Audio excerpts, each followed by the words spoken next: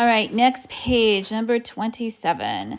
Okay, so you have f of x equals e to the x ln of x. Find f prime of e. You guys, I apologize. I think these were supposed to have like choices for answers, but I don't know why I didn't put them in.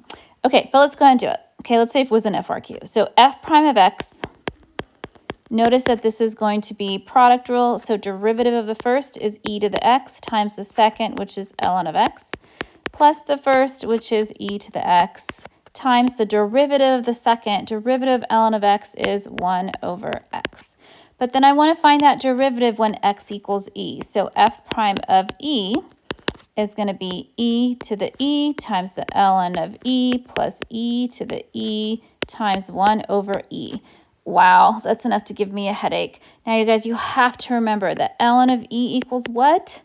It equals 1. And again, I'll remind you of another one. Ln of 1 equals 0. Please know these. Okay, I know we've gone over them before, but you're going to forget them. Put them on a flashcard, memorize them. So ln of e is just 1, so that goes away. So I have e to the e plus, then if I multiply this, I'm going to get e to the e over e. Now, you guys, I think that the answer, if this was a multiple choice question, was this, what I gave you here. So I want to see, like, can you tell that that's the same thing? So look, we have this e to the e, that's the first part of it, but then how the heck did they get e to the e minus 1? Well, notice the exponent down here is just a 1. If you're dividing, you're just subtracting the exponent. So this would be e to the e plus e to the e minus 1. So that's how they got it, okay? All right, number 28. You have the function defined by that for some positive constant k, f prime of 2 equals 3, then what does k equal? All right, so again, I have some function f of x. They gave me something, right? And then they want me to find k. I'm going to start with this, okay? Could I find f prime of 2? Possibly. Okay, so let's do it. So I know that f of x is the ln of 3x plus 2 to the k power. Okay, and you guys, I'm going to do a little trick for ln's. Remember, this exponent can just come and fly and land right there in front of the ln. So f of x is really equal to k times the ln of 3x plus 2. Okay, now let's go ahead and take the derivative. So what is f prime of x going to be? The k is just a constant, and then the derivative of the ln of something is 1 over that something times the derivative of that something, and the derivative of 3x plus 2 is just 3. Let's do a little bit of cleanup. Okay, what are we multiplying on the top? We've got the k, the 1, and the 3, which is just 3k. That's not going to fit. Let's do it over here. F prime of x is 3k all over 3x plus 2. Okay? But you guys, notice that now I want to find out what f prime of 2 is. So let's plug in a 2. F prime of 2 is 3k. I'm replacing the x's with a 2. Over 3 times 2 plus 2, which is 3k over 6 plus 2, which is 8.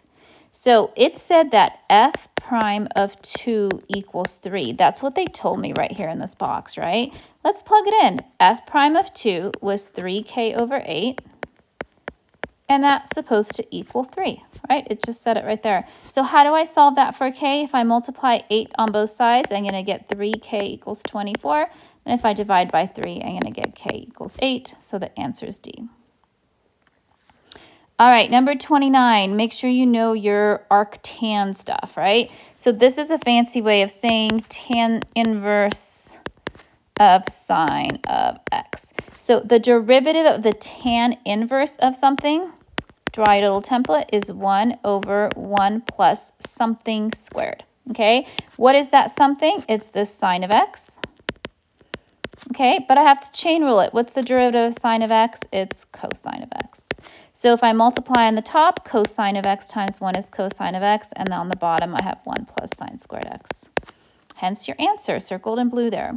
Okay, number 30, the slope of the tangent line. Again, I'm not looking for the equation of a tangent line. I'm just looking for its slope, which means derivative. So what do I have here? I have y equals arc cosine, which is just a fancy way of saying cosine inverse of x over 2. Okay, so your y prime, let's write out its template, is negative 1 over the square root of 1 minus that something squared. What's that something? It's this x over 2. And what's the derivative of x over 2 for your chain rule here? It's 1/2. And you guys, we've gone over this like tons of times. Let me do it one more time though. X over 2 can be rewritten as 1/2 x. The derivative of 1/2 x is just 1/2. So that's how I'm getting this. Okay. Otherwise, you have to quotient rule it, and who wants to do that?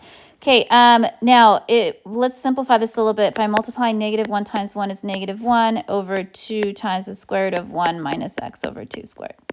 Okay, but I'm not done yet. I want this when x equals -1. So it wants me to replace this x with -1. So it's going to give me -1 over 2 square root of 1 minus, you guys, if I replace this with a -1, I'm going to have -1/2 squared and -1/2. Oh, wait, that's an x. Okay, wait. Did it want me to replace it? Yeah, it did. I'm sorry. I was looking at the answer for 31. I'm like, I didn't get it. Okay, it wants me to simplify. Look at the simplification that they got. Holy moly. Okay, so let's keep going. So this is -1 over 2 square root of 1 minus -1/2 squared is 1/4. Okay, I'm going to keep going. I'm going to make this go all the way down. This is -1 over 2 times the square root of 1 minus 1/4 is 3/4. I'm going to keep going. This is -1 over 2. You guys, the square root of 3 is still the square root of 3, but the square root of 4 is 2. That's kind of nice because then these guys cancel out. So I'm just left with -1 over square root of 3, which was the answer. Okay? Apologize for the confusion there. I was looking at the wrong answer. I'm like, I'm not getting that. Okay, number 31. Inverse of sine. So if I want to find f prime of x on this one, the template for sine inverse is 1 over the square root of 1 minus something squared. What is my something this time? It's this 1 over x, so let's put that in there. And then you guys, I still have to multiply by the derivative of 1 over x, okay? What is the derivative of 1 over x? Well, I can rewrite this as x to the -1, bring it to the top, right? And deriving this, if I bring this down, that's going to be -1 times x to the, if I subtract 1, I'm going to get -2. And if I bring that x to the -2 back down, it's going to be -1 over x squared. So the derivative of this is -1 over x squared. So now if I multiply the tops, 1 by 1 times -1, that's going to be -1 over, I can put this little x squared in the front, square root of 1 minus 1 over x squared. That one was tricky, okay? Didn't like that one too much. Okay, let's look at 32 because that one has a cute little answer there. Arctan, a fancy way of saying that is just tan inverse of 2x. And you guys remember the derivative of tan inverse is 1 over 1 plus something squared. What's that something? It's this little 2x. But then I have to chain rule it. The derivative of 2x is 2. Okay, so cleaning this up, 1 times 2 is 2, and this is 1 plus 2x squared is 4x squared. That's 2x times 2x, right? Okay, what do I want to plug in? It says to plug in 0. So if I plug in a 0, this thing zeroes out. So it's going to be 2 over 1, which is 2.